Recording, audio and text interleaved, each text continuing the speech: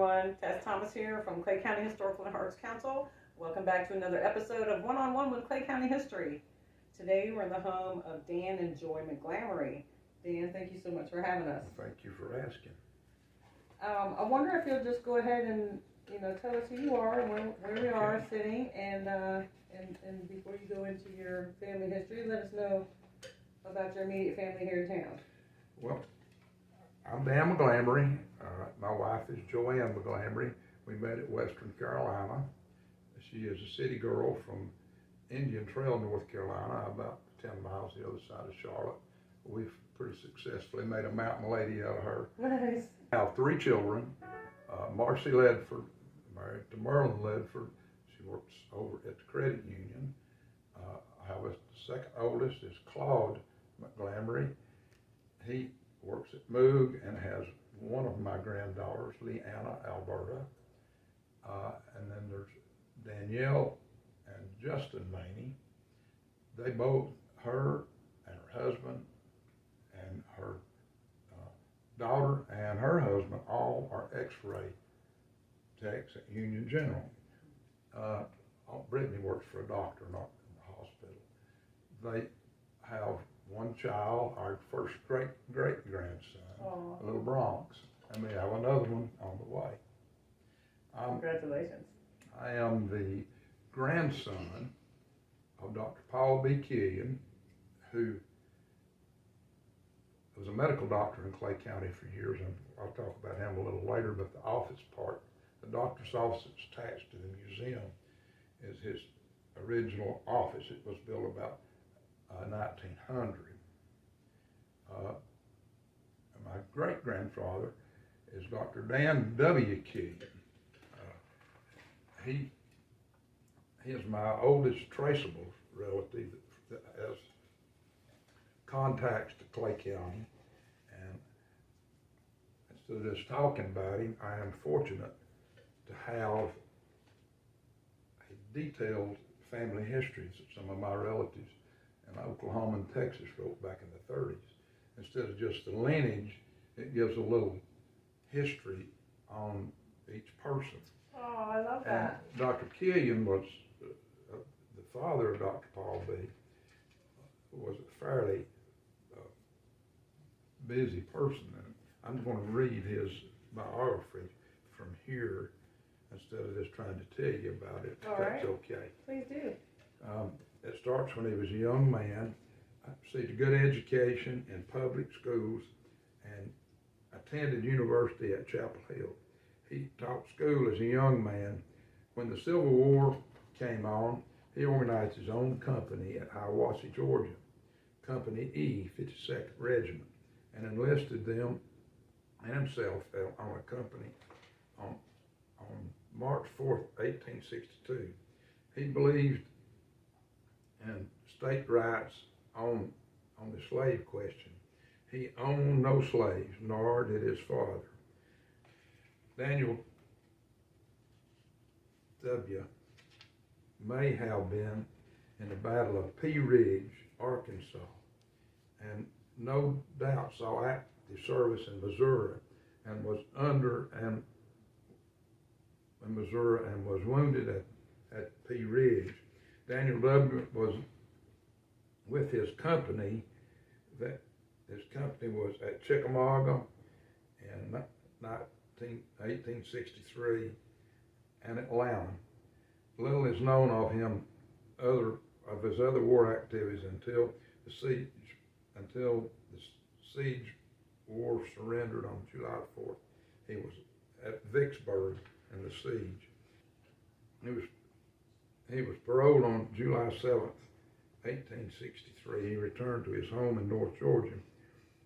When he ate so much, he almost died there that afternoon. Because he ate so much? Yeah. On another matter of the Georgia legislature's records, he suffered from rheumatitis and stomach trouble from his exposure. On July 5th, 1866, he was granted full pardon of Andrew Johnson by Andrew Johnson President. Since formal pardons did not no action was taken because he raised his own company, and possibly because he may have later returned to engagements in the war when Atlanta was taken. He studied medicine at Charleston, South Carolina, and Atlanta, Georgia Medical School, which is now Emory. Graduates from Atlanta School about the year 1866.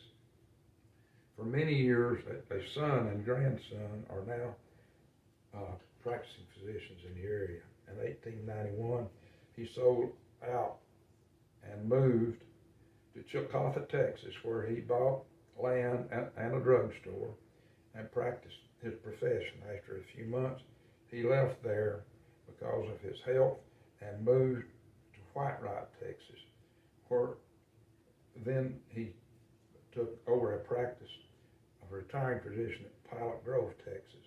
He died in his home there after a long illness in December 1895 and is buried there, and I have been to Texas and found his graves in the old cemetery at Pilot Grove.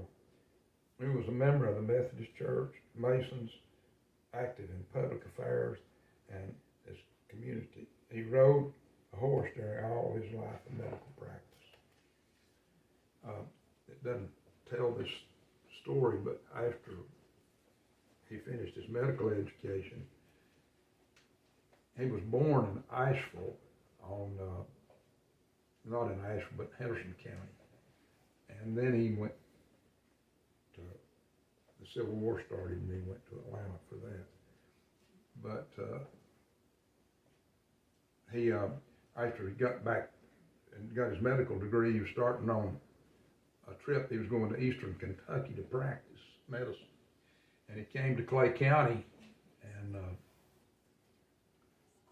there was an outbreak of sickness somewhere in here it says, and Mama always said they had typhoid, and that's what his major education was. So he stopped to help with that and liked it. Met my grandmother, married, and stayed and practiced medicine here.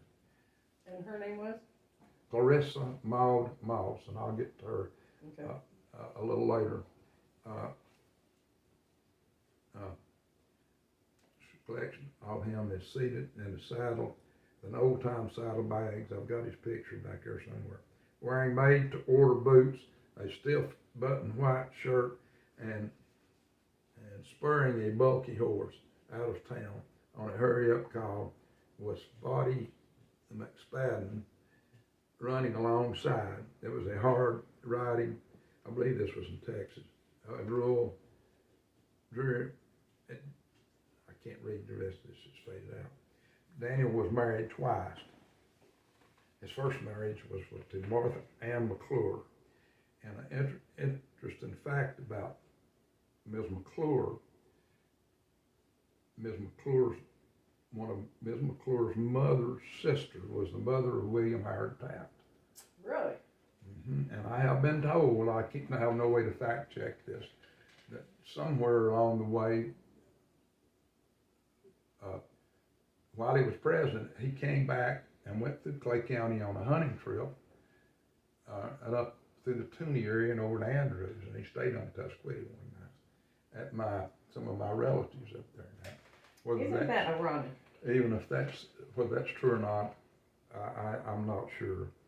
But he had 5 children by his first wife, then he married a Rowland and had 5 more children.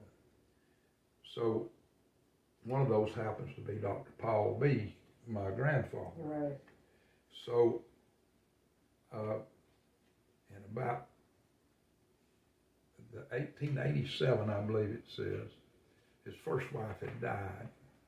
So he packed up his current family and the family of his, the wife that died now moved to Texas. And he wasn't going to leave them behind. I don't know why. He was 57 years old with an established medical practice. Nobody knows why they decided to go up and leave unless just a call of go west young man. Right. But he wasn't a young man. Right. But they did their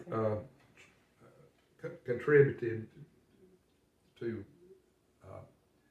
populating that area, because they scattered all over Texas, Oklahoma, Arkansas, and Missouri. And it talks about all those folks, but they don't have any ties to Clay County, so I will not go into that.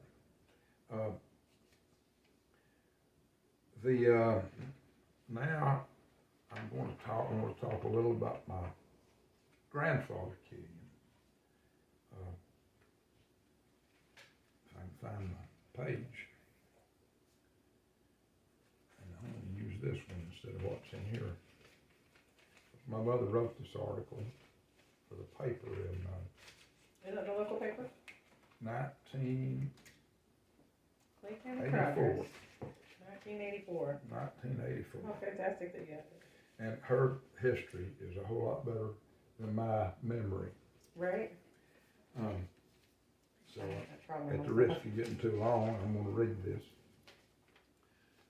To talk about Dr. Paul B. Killian and his long years of dedicated fully family doctoring during a time when Clay County was suffering growing pains gives one a better insight into what made this area what it has become. The multi-faceted gentleman left his mark not only in Clay County but also in other parts of North Carolina as well. He not only provided pills and medications to heal the sick, but also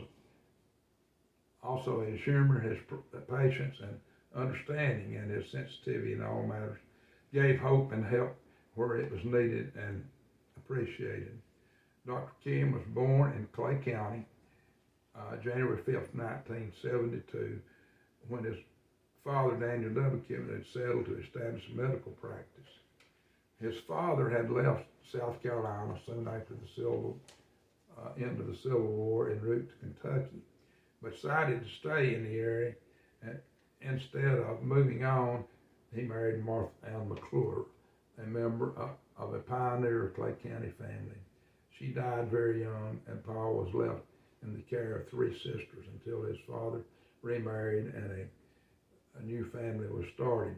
He lived all his life in Clay County as his father practiced medicine here until 1891, when he moved on to Texas. Even young Paul headed the call to go west, young man, but his western adventure didn't last long. After about 2 years, he came home to the mountains and registered at the Atlanta Medical School, now Emory University, to become a country doctor. He graduated there in 1900, but during that period of time, he built the house. It's the next house up on the right. I found a stone that's marked 1897. While he was on that property at the house. Mm-hmm. So he managed to build that house while he was going to medical school. And my little office there that is part of the museum. Another interesting fact is that both of these doctors, back when they were practicing, there was no money. So they bartered about for everything. Right. And then if you want to do some interesting reading and you go to the museum, there's a couple of ledger books in there that have a lot of those transactions recorded. He traded for cows and chickens and eggs, and I found That's awesome. a chattel mortgage from a Lassie Ledford on Tusquety for one red cow. I've got that here somewhere. That's amazing. And one red cow. And when I started having to divide this property up, I was amazed at the number of different deeds that he had traded to people. Yeah. He bought a lot, but he traded a lot too for property. So that's just how they did it back in those hard times. The beloved doctor was married to Clarissa Maud Moss, who grew up in the Shooting Creek community. They were the parents of Ora Marcella McGlamery, the only surviving member of the immediate family, when they still lived in Hayesville, and she lived and died in the same house that she was born in. Other children were Dr. Carl and Killian. He was a education person. He taught several places.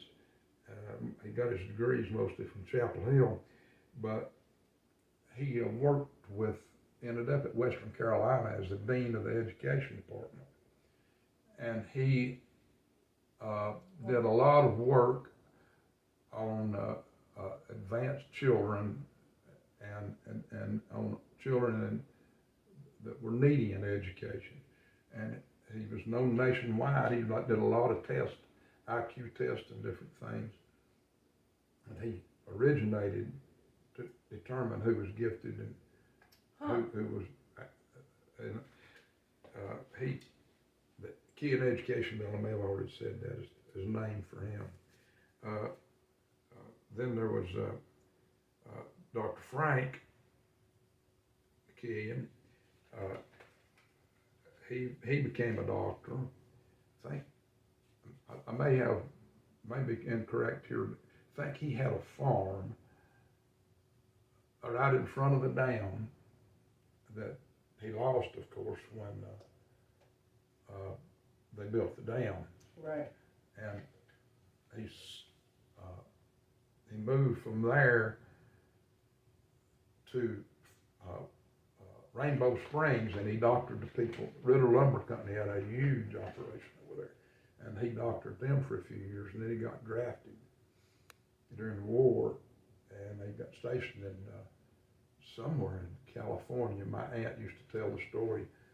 She had 3 small children, and of driving across the country by herself with 3 kids in the 40s. Wow, that was unheard of. Yep, and he had 2 sons that were made doctors. Dr. Paul, who moved to New York and taught school at Columbia Medical School at Columbia University, and Dr. John Killian, who was a eye surgeon in Asheville, and was killed early in life in a car wreck.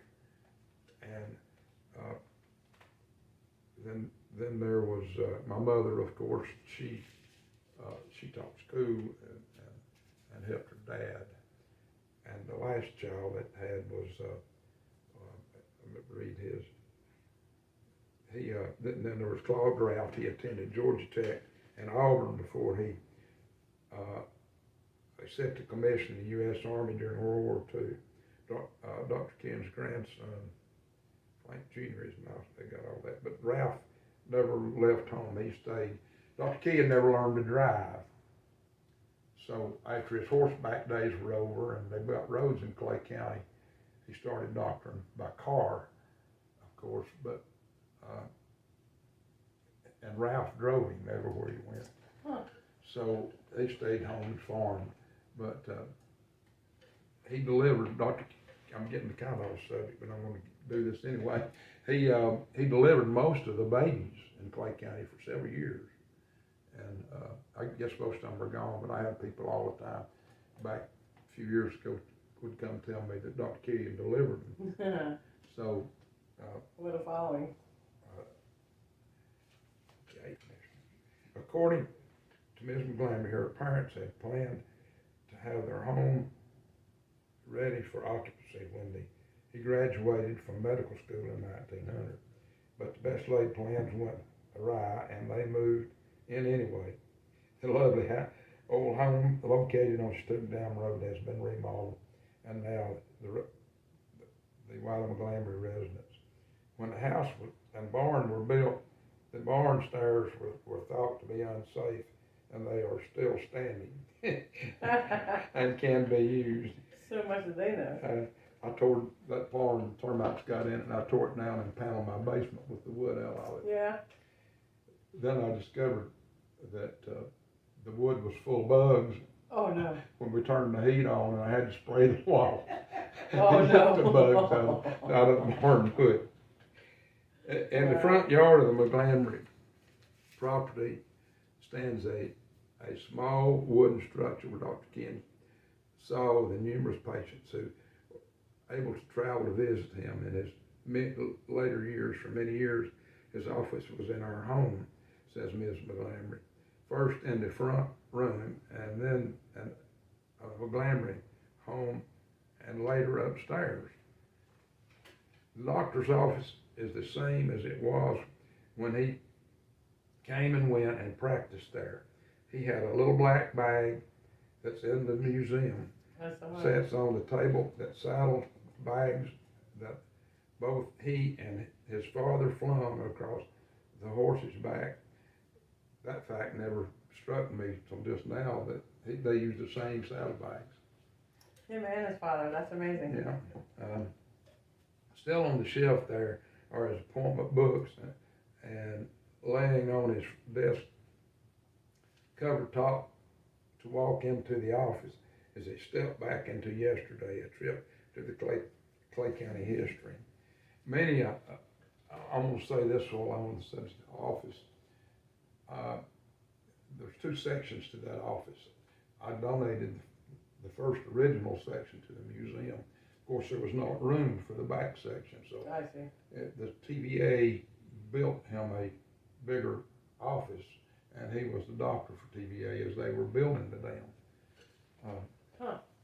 Many of the things that came to Ms. McGlamery's mind as she talks about her parents are warm, living memories, growing up in close-knit families so precious. She remembers my father was a firm disciplinarian, but he was always fair, and we knew he always meant what he said. They had unusual transportation to school. As Ms. McGlamery recalls, she and her two brothers rode a little Jenny, which would be a mule, to school as bus transportation. Was unheard of. Right. In those days, she laughs about an instant where all three of them were dumped in the creek once the Jenny, and the children didn't agree on which route they were going. Jenny was one out, she recalls, but father being gone for days at a time, when he had patients too sick to leave, on him warning, he's waving a light to signal that he was safe when the river was too high and his horse could not get him across safely.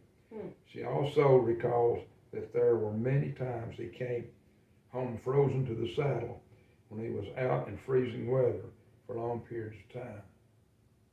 He was even called away to deliver a baby on Miss McGlamery's wedding day.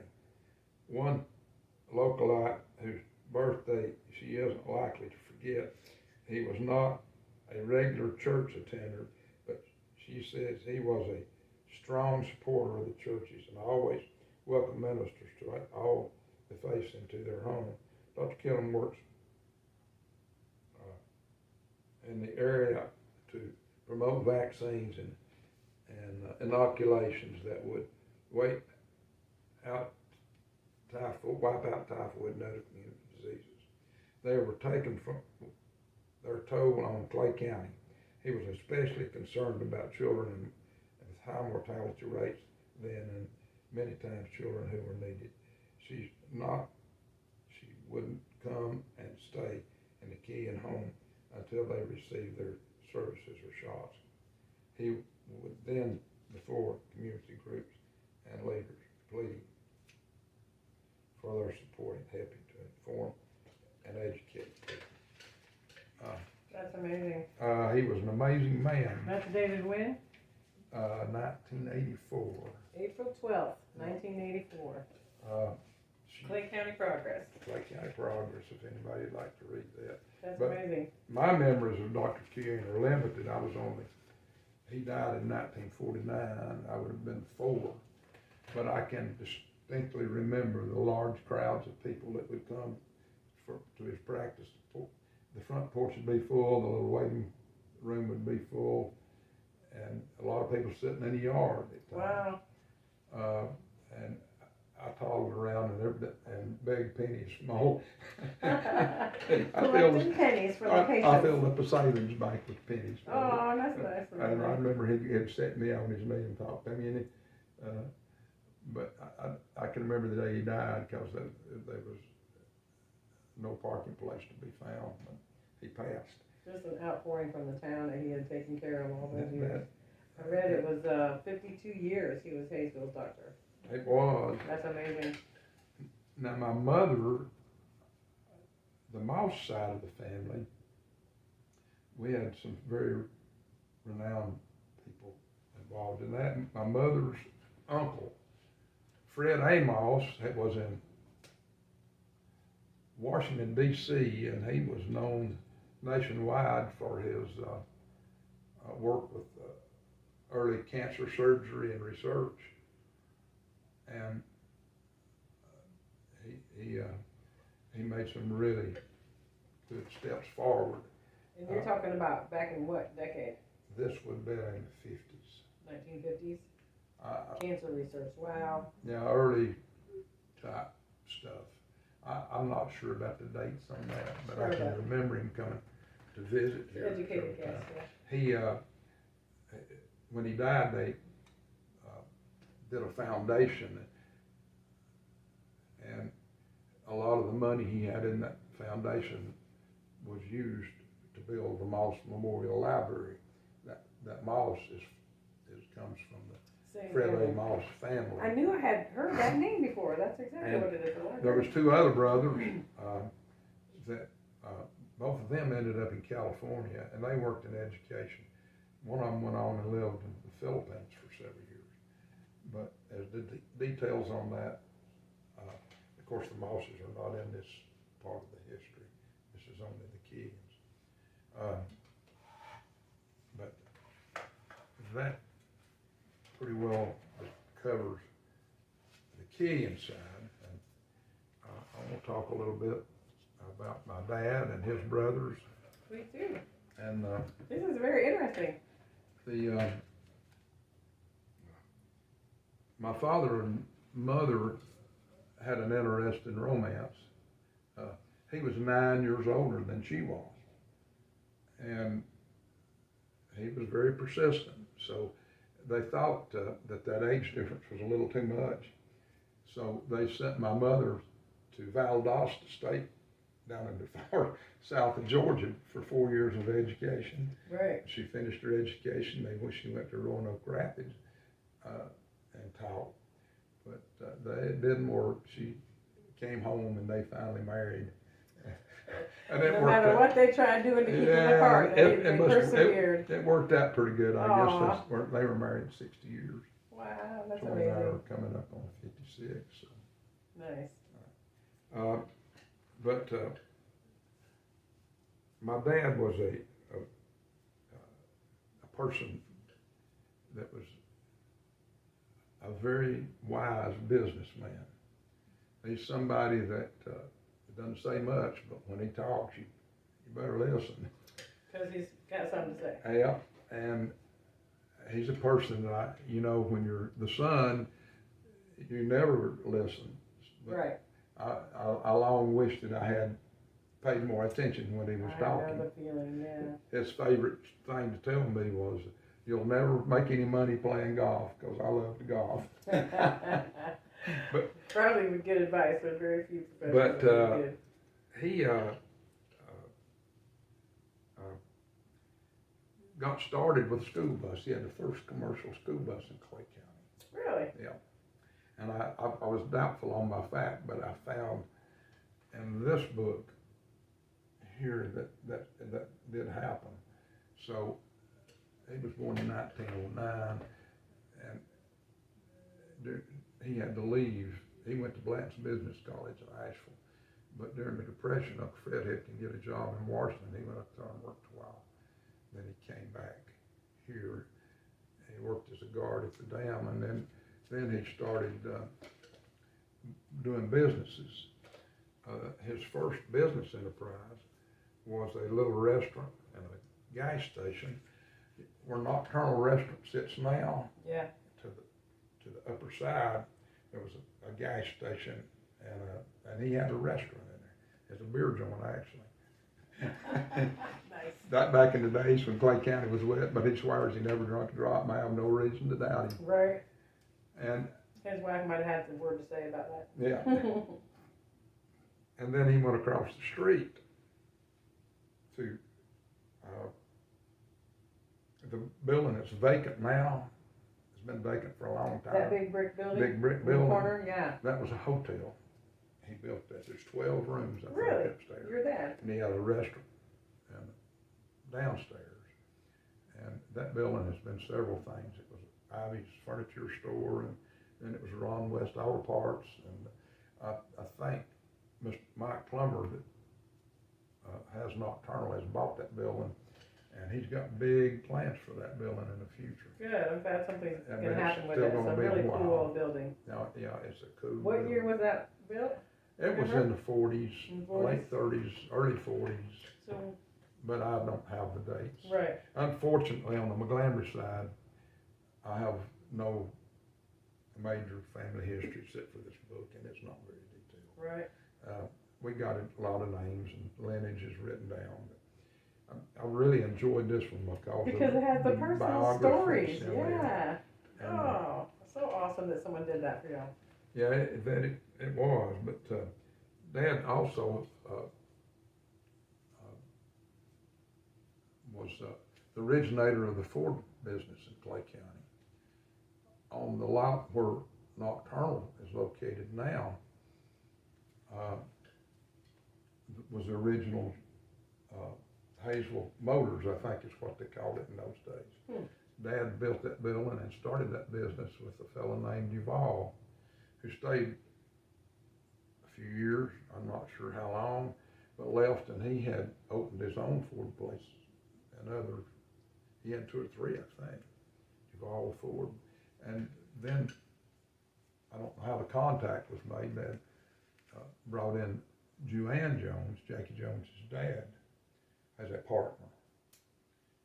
And when the business got too big for that little lot, because they could only keep 4 or 5 cars at a time, Right. The dining room at Nocturnal used to be the parts window, and they'd get a car. They'd have 1 car in the showroom in that building. The back part was a shop. And when they outgrew that in the in the mid-60s, I guess it was, they built a new building out where Jackie Jones Chrysler is. And they moved there. And then when they moved out there, Dad went to being a silent partner. He didn't actively participate in that business. And along there in the 70s, late 60s or 70s, when Jackie and I were close to the same age, he was getting really interested in the business, and Dad asked, Joanne asked Dad if he could buy his part. And I was farming and starting that store, and I wasn't wanting to get in the car business. What a mistake. Oh, well, yeah. But anyway, Dad sold everybody in would have that one now. business, and that is pretty much the history of how Jones Ford was started. After Dad built that hotel, he went down next to it and built a building for the Farmers Federation, the Farmers Cooperative out of Hayesville, and leased it to them. And I don't know how many people alive still, but I'm sure there's several that can remember the Farmers Federation in the late 40s and 50s. And the Farmers Federation picnic was the major happening in Clay County in a year's time. Everybody was there. Panhandle Pete and his one-man band, I'll never forget. Nice. And free watermelon. Ooh, free watermelon. So, but they came, people came from everywhere to the Farmers Federation picnic. Oh, that's awesome. That was an amazing event. For us, today it would be nothing, but when you don't Everyone have looked much for forward to it. entertainment. Yeah. My father also loved to trade farms. Trade them? He would buy, trade, and sell farm. And he had originated the farm at the dam that everybody sees when they go to walk with all the corn and the beans, Mm-hmm. that belonged to my uncle. I want to say it was Carl. It might have been Frank, but when Carl left, he had inherited that or somehow possessed that farm. So Dad bought that farm from him, and then he traded along in the late 50s. He traded that farm to Jack Sellers for a farm that Jack had on Ledford's Chapel Road, and it was right down on the lake, several acres. He sold that to Mr. Baker, and my second chance to get rich. But back in those days, lakefront land was nothing. Right. Nobody had the foresight to see what was about to happen on the lake. Yeah, wow. Well, he traded that farm and they sold that farm to him, and the former sheriff had a huge farm in town, Swanson, Glen, I believe it was, and Dad bought the farm from him, and he had a dairy here, and he moved the dairy to there, and then he sold he had all the way to town at one time, encompassed all the ball fields and Ty White's development and all of that. Then he sold that portion to Max Waldrop and paid off the other farm. So just right on that that's where I was raised when I came home from college. But I'll talk about me in just a minute. I want to talk about my granddaddy Ben. Before I get off on a tangent again. Okay. My grandfather Ben and married my grandmother Idabelle Herbert, and Idabelle had three sisters, Alice, Annie, and Stella, and they all lived here. The Oak Forest section, where the Oak Forest Church is, between them they own pretty much all the land in that section. Right. And they farmed and did other things, and they're all long-time residents of Clay County. My granddad had a store where the Old Boys Supply building is, down at the River Bridge. If you're familiar with that, I don't know, a lot of people won't be. It used to be part of the railway when we had the Peavine, but they had a wholesale and retail store there. It was later Boys Supply, and he was the Register of Deeds for a while. He might have been the clerk of court, but I'm pretty sure he was the Register of Deeds. But they had 6 boys. Herbert, who was a probation officer in Asheville, and Benny, who worked for Lionel Power and Light for years, and my dad, who stayed here and farmed and worked businesses, and RL, who stayed here, and he had a farm on the other side of the river in the Oak Forest community. And Dad had a farm on the town side, and they farmed together a whole lot and partnered a lot on a lot of stuff. That's awesome. I've covered every acre of those ball fields, cutting hay. It's amazing. But the other brothers were Neil, who was a minister, and his claim to fame was he was the head of the Wesley Foundation at NC State University for over 20 years. And Uncle Eddie was in the car business in Asheville. But Dad and RL stayed here. I left off one thing about my dad's business life. He and Hope McClure and Klein McClure had a milling company down on Qualla Road, the old mill building that was still standing last time I looked. Some wonder it hadn't fallen down by now. Last time I looked, it was still there. But they had, back in those days, they did hatching eggs, and they'd have 400 and 500 foot long chicken houses. And you raised the chickens on the ground with the roosters. And what they did was made their money off feed. They ground the feed and fed for the chickens, Okay. and sold the eggs to the hatcheries over in Tennessee. And they did real good with that for a long, I think it was the late 60s. They had what they call the chicken depression. And everybody went under. And that's the only business that I know that my dad was in, and he got out. He managed to not get hurt too bad, but it cleaned out a lot of people. But The chicken depression. yeah, that was I'm gonna tell you if that's something about me. That was the way I made my money in my youth. Is that at nights after school, you had to catch those darn things. And these 400 and 500 foot long chicken houses, what you'd do is you'd start in one area and you'd take nets and you'd push them all into one corner. Then you'd go in and you'd get them by the legs and put them in chicken crates, load them on the truck. So you had to catch them about 3 times. You had to catch them in the brooder house to move them into the chicken house. And you had to catch them a second time to vaccinate them. And you had to catch them a third time when they laid out and was ready to go to market. So if I said that I'd caught 100,000 chickens in my life, I don't think I'd be telling a lie. You don't think you're exaggerating at all? Oh my gosh. We'd They're work- so fast. we'd I've work seen out. kids try to catch chickens. They're amazingly fast and I was, agile. the way we'd catch them, they wouldn't be that bad because you just kept pinning them up and pinning them Right. up. That was a smart Then you'd way. go get another batch. But Huh. it does get monotonous long about 3 o'clock in the morning.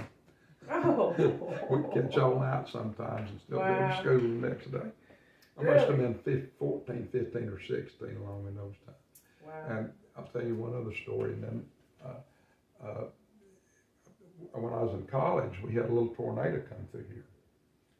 And he had a huge 500 foot long chicken house on top of the hill. It was full of chickens. And it laid that chicken house on the ground. We had chickens all over that mountain. Oh my gosh. We spent.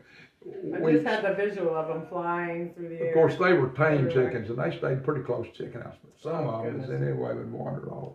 But we spent the summer catching chickens and building that chicken house back. Wow. What an experience! But I'll talk about myself a little bit. I went to Western Carolina, graduated, met my wife at Western, drug her across the mountains. She was coming. I should tell that story. We was coming across the mountains when we were dating, and up at the foot of the mountain up there, around where the Parkers used to live, with a bunch of chickens in the road. We was coming across the mountain, and she said, "Get out of the way, little chicken." Quack, quack, quack. Oh no. Excuse me. Right. I'll have a hard time living with that tonight. But when I came home, It was a bird, darn it. when I came home from school, Dad had the dairy, and I went in the dairy business with him for a while. And I was in the National Guard at the time, so it made the dairy business kind of tough. I'd have to be gone so much. But he sold out of the dairy cattle business in about 71, I think, or 72. And I had got really interested in the retail business at the then Farmers Federation had gone under, and he had opened a farm supply store in that building, and he had partnered with Robert Anderson. By the way, he's still living, and he was a World War II veteran.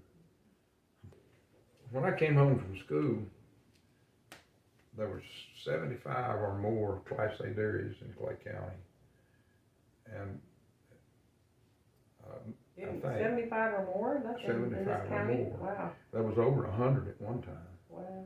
But they all, as people moved in and discovered this place, and the land got higher and higher,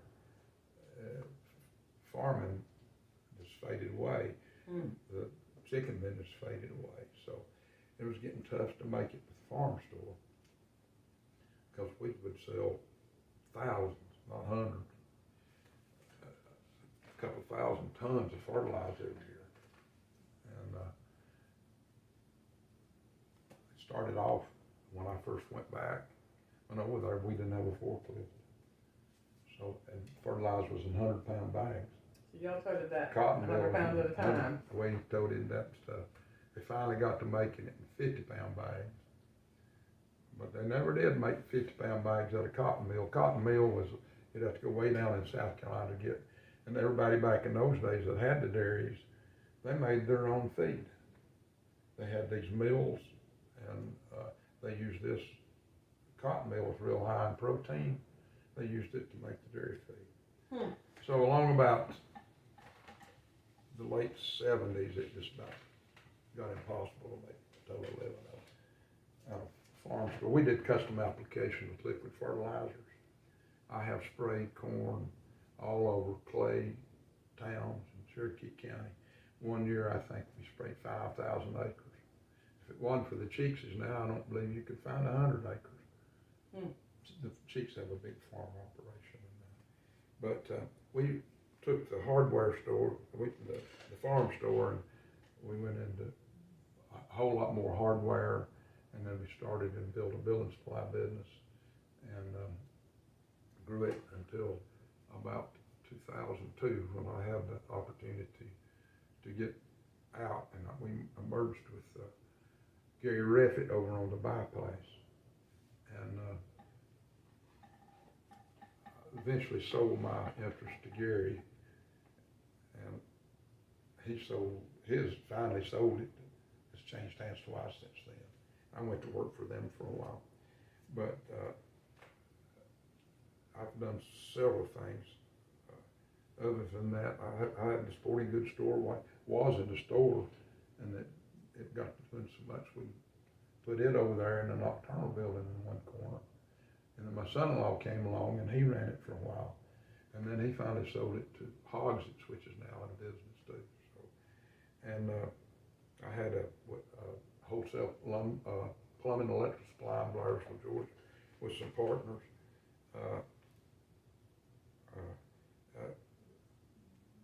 My son and I had a garage door company for a while, and we also had a tool rental, which I closed when I had my heart attack in 18.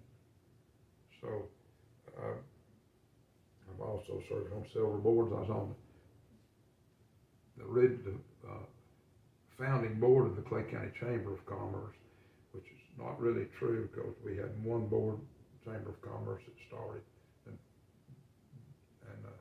then closed, and then we started the last one, and it's still going today.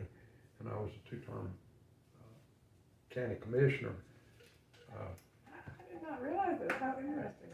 1982 to 86, I think it was, and then again, I think it was 2010 to 2014. Amazing. So I have seen a lot of changes in Clay County. Yes, I bet you have.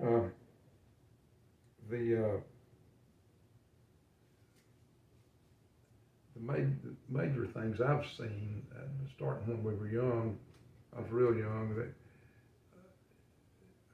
population of Clay County was under 4,000 back in the 40s.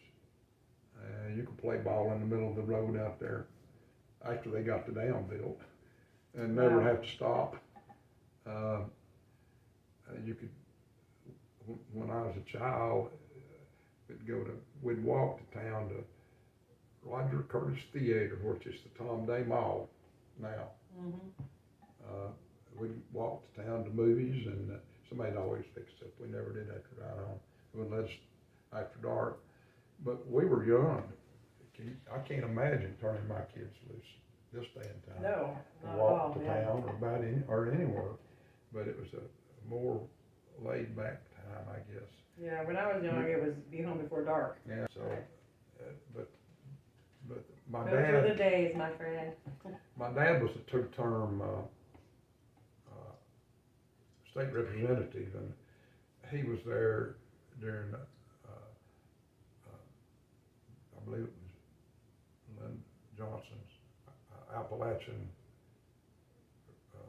poverty thing, and he helped lay the groundwork that later ended up being the new road from Hayesville to Franklin. Huh. Have you ever rode the old road from Hayesville? No, I haven't. You need to. part of it's still there, just to know how we commuted. I'm gonna go look for it. You can, over at Rainbow Springs, when you're going towards Hayesville, you can take this, there's a road there that goes down a portion of the old road, and you need to ride that for a newcomer. You'll know what life was like back in those days. Right. So I communicated, I came home about every weekend from Western, but Joy completed her education after we were married, and she drove that road about every night for years. Wow. And but you wouldn't, if you go to Robbinsville and ride the Tail of the Dragon, you're about in the same type of road. Yeah. But every newcomer needs to drive that road. I am definitely gonna look Then you would really appreciate the roads that we have today. Right. And I'm proud to think that my dad was part of that. Right. He served 2 terms. I went back when Dan Moore was a governor. He got me a job working as a page, and I'll never forget this. The state governor's office was still in the old state capitol building, and after his session one day, we walked up to the capitol building, went in his office, swayed to the secretary and said, "Is he busy?" She said, "No, go on in, Mr. McGlamery." Right, he knocked on the door and walked right into the governor's office. Yep. But that was then. Yeah. Not like that now. But that was was a memory I'll never forget. Our schools now. When I was in school, and a lot of people my age will remember this, even before this, but I started school in a wood frame building. It was covered in the old-timey roll siding down where the new elementary school sits now. And it was wide open underneath.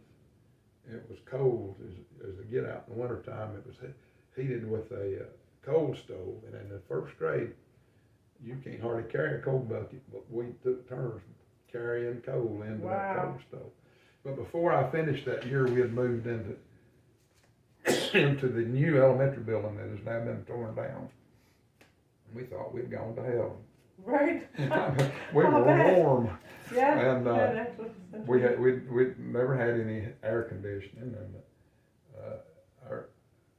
or anything like that. So young kids now need to appreciate what they got. Sure. Our facilities are top notch thanks to some hard work by people like Scotty Tenlin, and our school boards have done some tremendous work for Clay County to have the system we have now.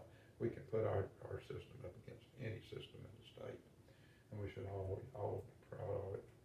And I guess maybe I have talked long enough, but I want to say for anybody that's watching, thank you for watching, and for all my old customers and friends that I appreciate the ride, and I'm honored to be a citizen of Clay County.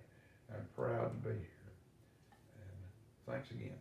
Dan, thank you so much for sharing your story and your history and all the things you've seen and changing in Clay County and the wonderful little stories. It really makes you feel like you were there, right? If you or anyone you know are interested in being a part of our one-on-one with Clay County History series, please don't hesitate to email me. It's tessthomas@CCHAC Hayesville@outlook.com. And you can visit our website at www.clayhistoryartsnc.org.